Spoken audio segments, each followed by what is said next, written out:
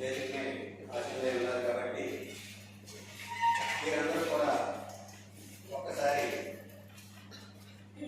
పరిచయాలు చేసుకుంటే బాగుంటుంది. ఒక్కొక్కరు కూడా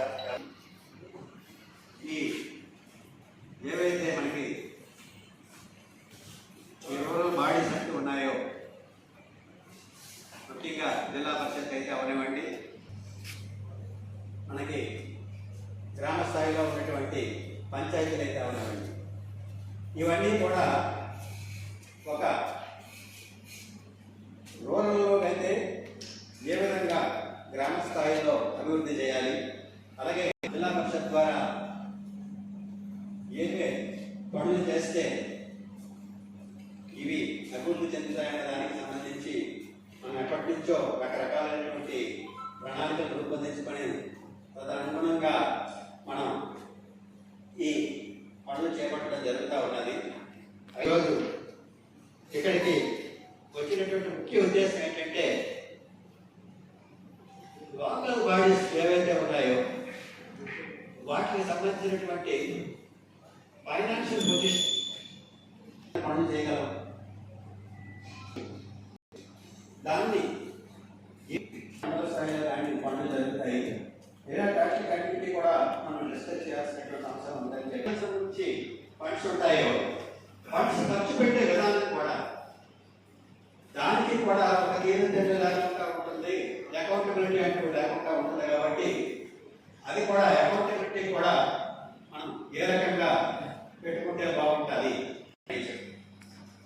ఇవి కూడా ఒక సూచనప్రాయంగా సలహాలు ఇస్తే మనం అంటే ఎక్కడ ఖర్చు పెట్టాలి, ఎక్కడ ఖర్చు పెట్టకూడదు, అసలు ఖర్చు పెట్టడానికి ఏమైనా లిమిటేషన్స్ ఉంటాయా, ఇలాంటివన్నీ కూడా ఒక estimation of maintenance of cost సంబంధించి ఎస్టిమేషన్స్ ఎట్లా వేసుకోవాలి, ఈ గౌరవ సభ్యులందరూ కూడా ఇక్కడ రావడం జరిగింది. ఇందులో భాగంగా మరి ఈరోజు మనకి 30 మండలాలు ఉన్నాయి మన జిల్లాలో. అలాగే పంచాయతీలు 912 పంచాయతీలు ఉన్నాయి, 30 మండలాలు ఉన్నాయి. మరి ఇవన్నీ కూడా